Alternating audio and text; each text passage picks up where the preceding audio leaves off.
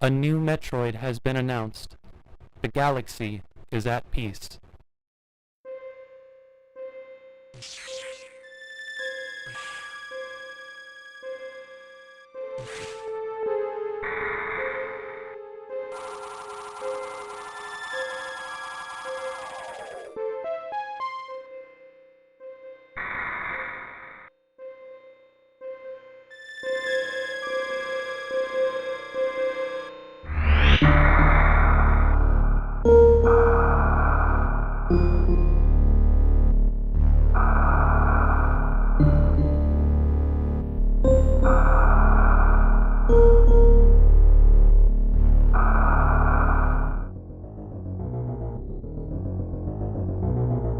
Earlier this year, during a Nintendo Direct, we got some massive news. A brand new Metroid game is finally happening, and it's pretty dang important. Not only is this the first 2D Metroid game in nearly 19 years, but it's also the fabled Metroid Dread.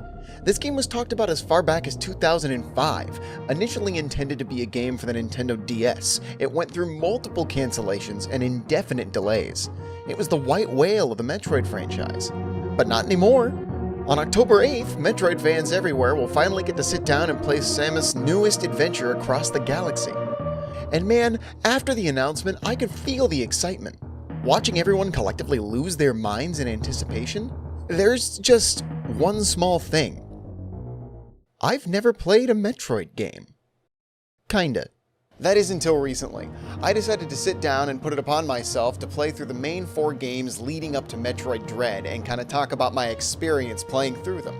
This is the story of how I found the Metroid franchise. But before we get to the games themselves, I want to talk a little bit about how I ended up here. In our first chapter,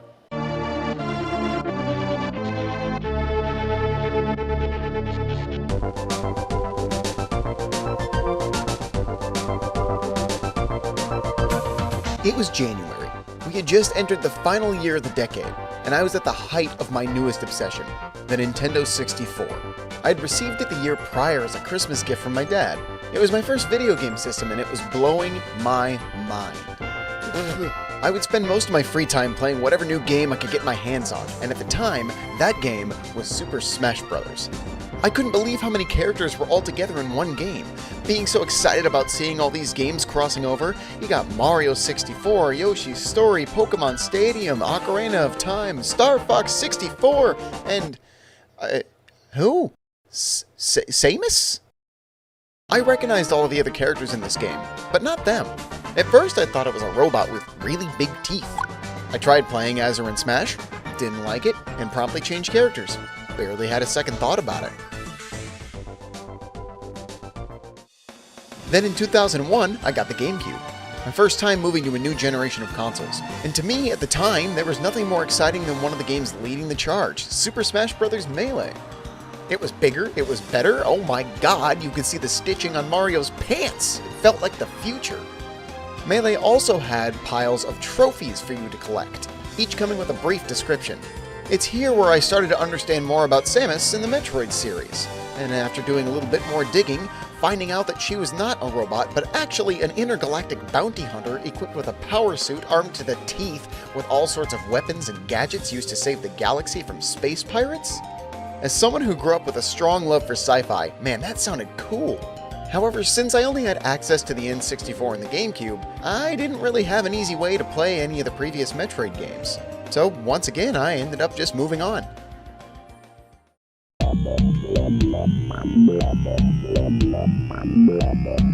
By the time the Prime series was out, I had lost interest.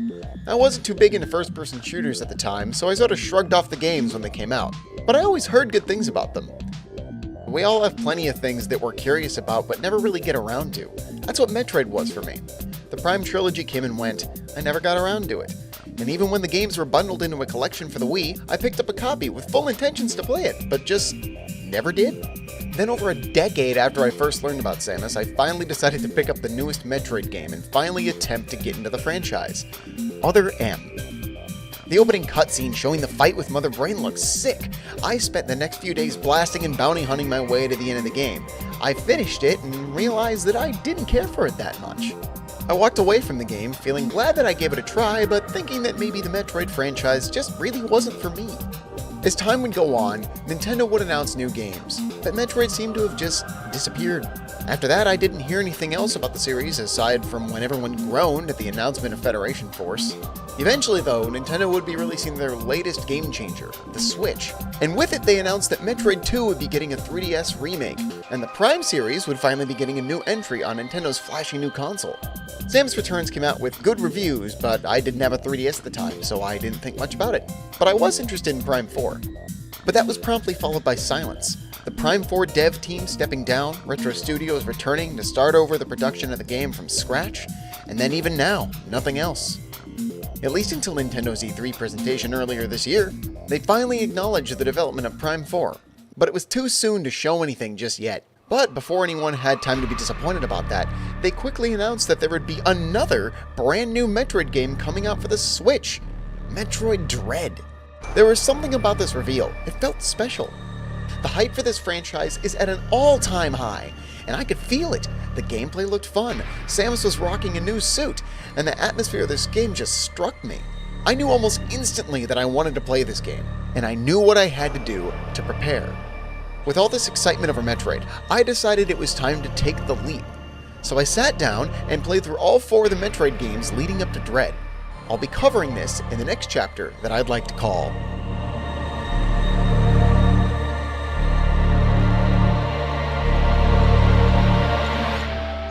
Not knowing entirely where to start, I went for what I knew best.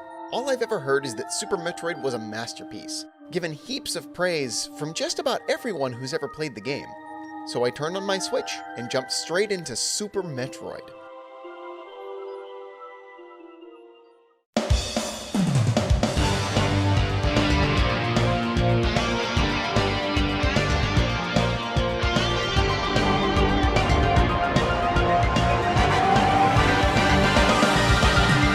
This game kicks so much ass.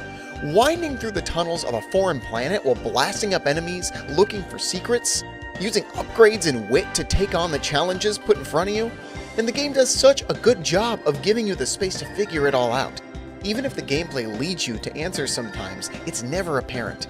Every single decision feels like your own, meaning every time I would conquer a challenge, it felt like I had outsmarted the game, and that is good game design. It is such an important feeling to this game, and the series as a whole. The whole point is that Samus has no one but herself on this journey. It is her against the world, stuck on a strange planet in outer space filled with creatures, almost all of which will attack you on sight. But as the game progresses and you get more upgrades, Samus goes from a survivor to a warrior.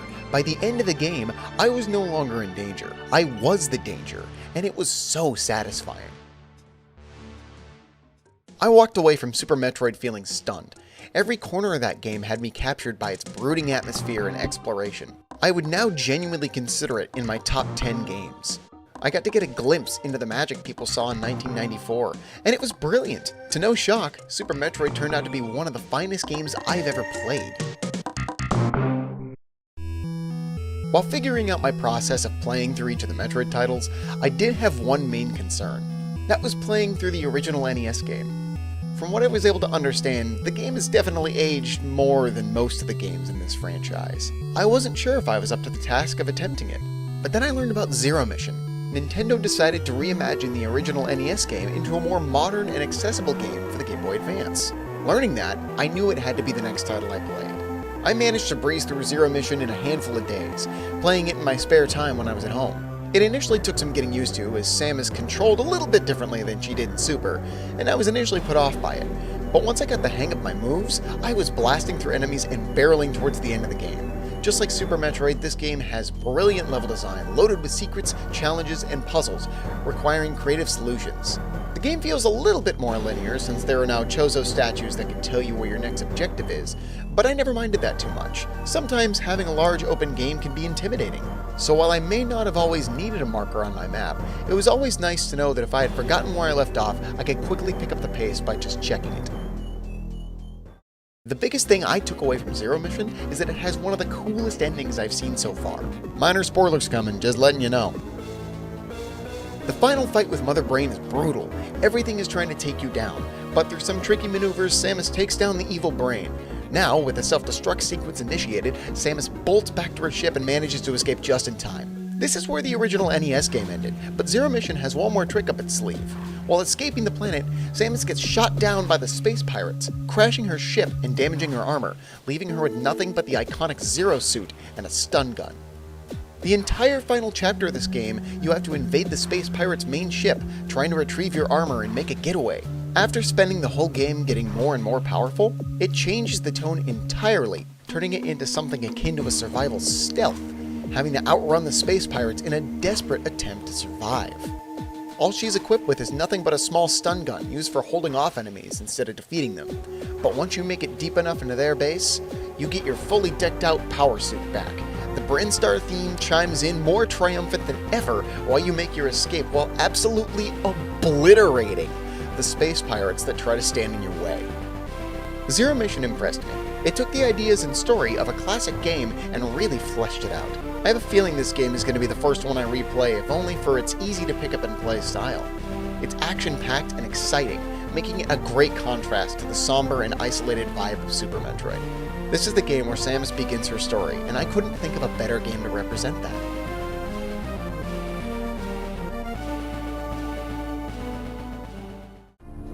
After giving myself a break, I knew I wanted to tackle Fusion next. It's built by the same team that did Zero Mission, so I figured it would be the easiest to transition to. What I was not expecting is how truly different Fusion would be from the other games. In fact, I think that's something this game excels at doing. It has all of the things you would expect from a Metroid title, but it purposely takes every aspect of them and flips it on its head. Samus no longer has her usual power suit.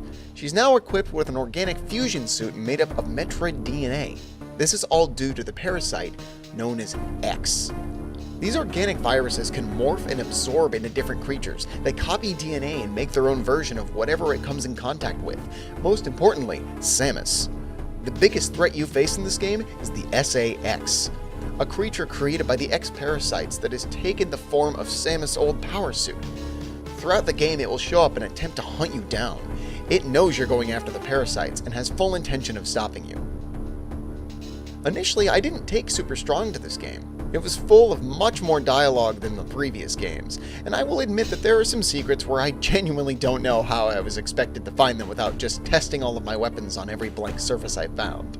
This is all much more of a nitpick than anything else, and as I progressed into Fusion, I really started to understand it better. By the time I reached the finale of this game, I was having a blast watching the story unfold. It's also really exciting knowing that Metroid Dread will be the first Metroid story in 19 years to take place after Fusion. The final game on my list was Metroid 2. I decided to get the 3DS version, Samus Returns, for my playthrough, especially since it was developed by Mercury Steam. They're the team that is currently heading Metroid Dread, so I figured this would be the best way to see what they can offer. And I gotta say, they have what it takes. This game is a bit of an unusual one, as it's a reimagining of an original Game Boy game. And in it, your goal is to take out the remaining Metroid on SR388. It's such a big part of the game that you have a counter on your screen at all times telling you how many of them are left. The game inherently has a very specific structure around it, since most areas will have specific rooms designated to fighting the Metroid evolutions. It was interesting because I was burning myself out on Metroid by this point, so it took me a little longer to get through Samus Returns, but I finally managed to. The biggest highlight was the new counter move. Being able to smack an enemy charging at you, leaving it open to take damage afterwards, gave Samus a whole new sense of flow. Though I do think they made some of the enemies a little too reliant on this move, sometimes having to use it over and over again just to keep getting attacks on enemies, but I get it. It was the new toy to play with in the game, so of course it's going to be prominent. The other new moves to play with were the Aeon abilities, letting Samus absorb damage, slow down time, and even discover secrets. I love having the scanner ability in this game. You don't have to use it to uncover everything the game has to offer. Heck, you don't have to even use the item at all if you don't want to. It did really help me out though. As someone who is still somewhat new to learning how to spot secrets and hidden pathways, knowing I could always use my ability to peek around made it that much more accessible for me. After a long journey of playing Exterminator on SR388, I wrapped up Samus Returns and felt a sense of completion. I had finally played through the 4 Metroid games that would lead into Dread.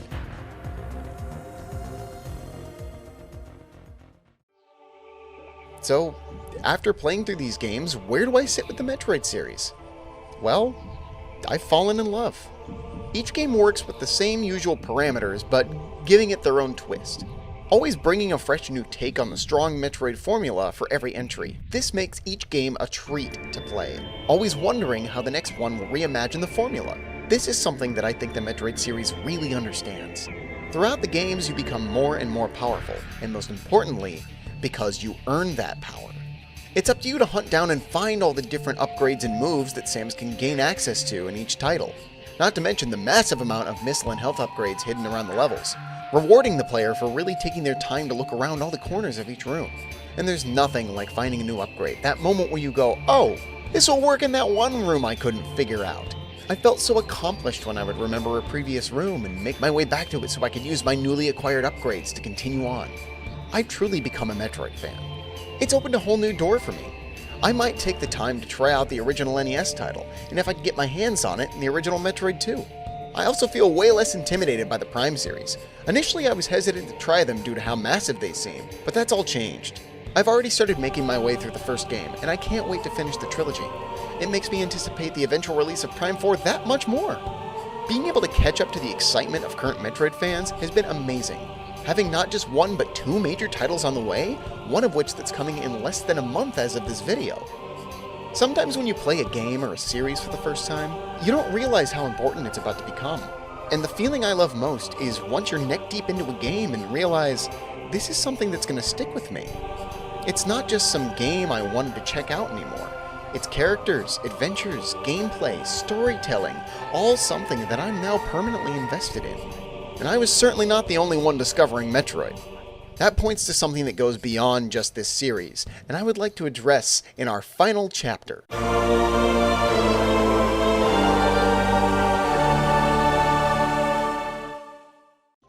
Since Dread's announcement, it has become the #1 Switch pre-order across just about every retailer, and that says a lot. People want Metroid. Not to mention, the excitement of longtime Metroid fans is unbelievably infectious.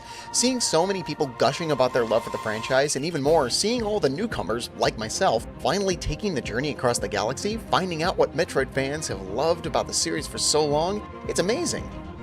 What I'm curious about is what this might mean for the future of not only Metroid, but perhaps even the other amazing Nintendo series that in recent years have felt noticeably absent. People have been begging for another F-Zero, another Star Fox, and especially another Metroid. Sometimes it feels like Nintendo can get a little bit too focused on Mario, Zelda, and Pokemon, but that's why Dread makes such a difference. It's a vote of confidence, letting them know that there's not only love, but massive support when they dip into these other series that they have in their vault. Nintendo has talked before how since the Switch is entering its second half of its life, they want to try to stay on top of it. And I think this could be a great chance for Nintendo to realize how many series they could bring back. The Switch has brought so many people back into gaming, and some even for the first time. So now is the time to put your best foot forward. Open up that vault and let all of the franchises get a chance to shine, just like Metroid is getting a chance to do now. As for Metroid, maybe you're someone like me.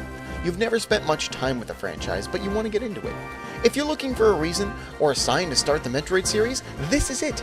This is your signal. There is no better time to take the leap and fall in love with these adventures. As for entry points, there are 2 ways that I could recommend getting into the series. Super Metroid is possibly the most accessible entry, since it's available through the Super Nintendo Online service for the Switch. This game is a genuine masterpiece and an absolutely wonderful place to start. Alternatively, if you want to experience the story in order, then Zero Mission is the place to start. It can be a bit more difficult to get your hands on as it's only available on the Game Boy Advance and the Wii U eShop for the time being, but it's worth the effort.